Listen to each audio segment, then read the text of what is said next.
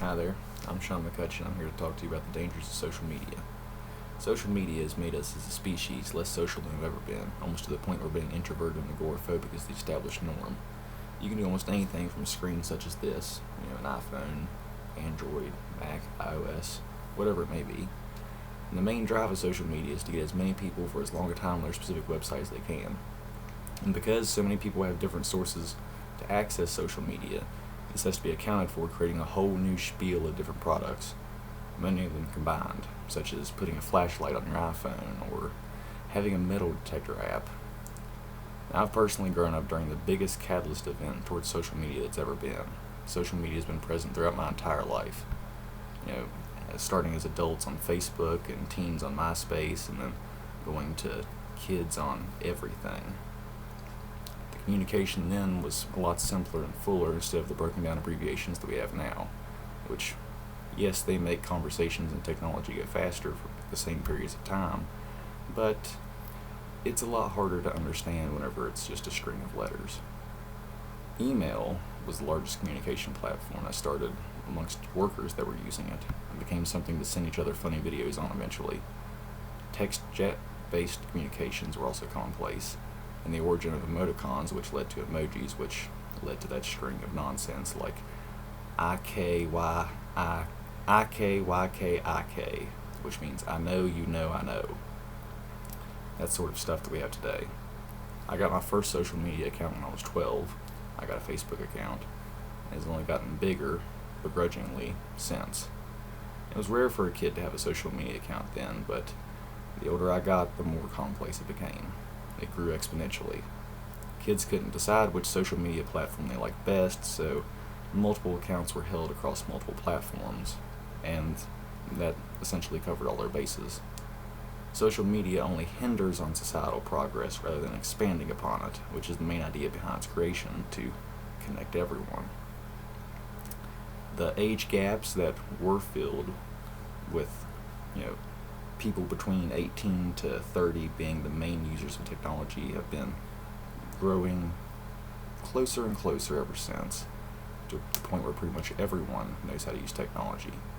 More kids have phones and cellular devices nowadays. Older people are actually trying to use technology instead of writing it off, and the ability to get online is becoming easier and easier.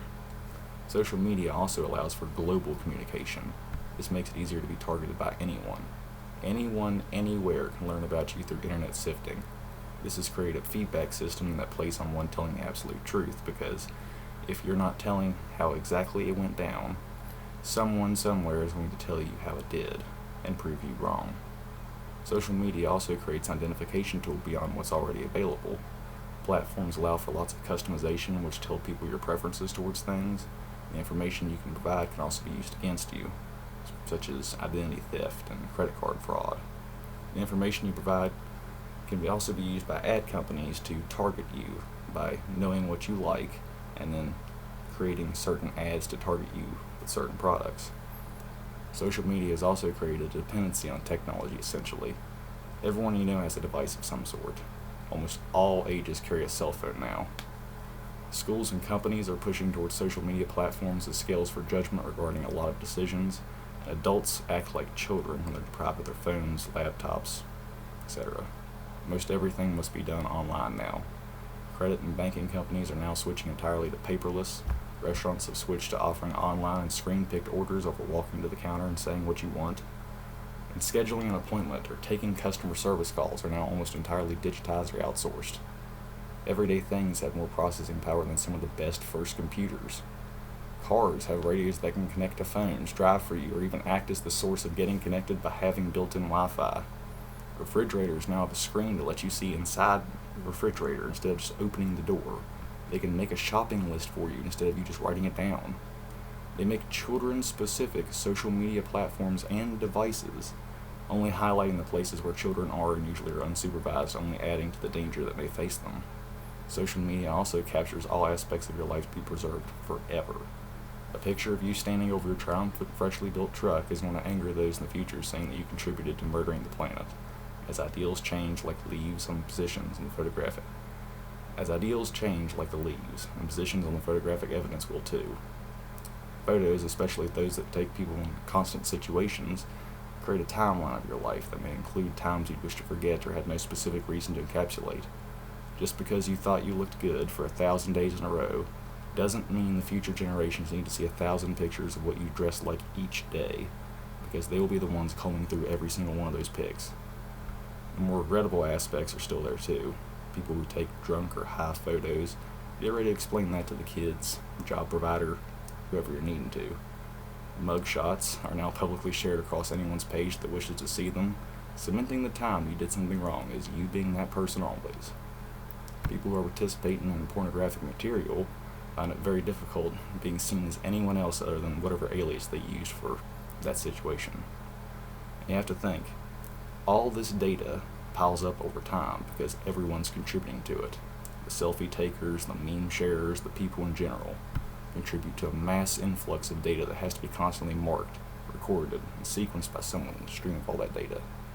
What used to be recorded down to only important matters is now filled to the brim with trivial oversights that anyone can feel or relate to at any time. Massive servers housing all this data are susceptible to overload at any time depending on the resources of those contributing to it, and it has been used as a weapon to take some social media websites down for periods of time. This is called DDoSing. This is when you create multiple accounts on servers so that way they run slower and slower until eventually they crash. And all this social media classing doesn't help us grow as people, it only separates us. And the only thing that does grow is the number of users. We can find all of ourselves underneath that social media umbrella in some aspect, with some participating a lot more than others. But just because you write your whole life story on a social media page doesn't mean you should. And that's not the only way to create a record of impact or participation. Everything you do online is recorded somewhere, so take heed how deep you tread into it lest you find yourself submerged in the reality you've spun for yourself. Take this as a forewarning. I'm not saying social media is the antagonist of societal evolution, but a depressant upon it. Without interdependency upon each other, we can't have a functioning social life, as it then becomes just a big waiting game. Life happens with or without a screen in front of you, and it all depends on how you wish to live it. And being stuck in front of a screen has no more involved living than just sleeping.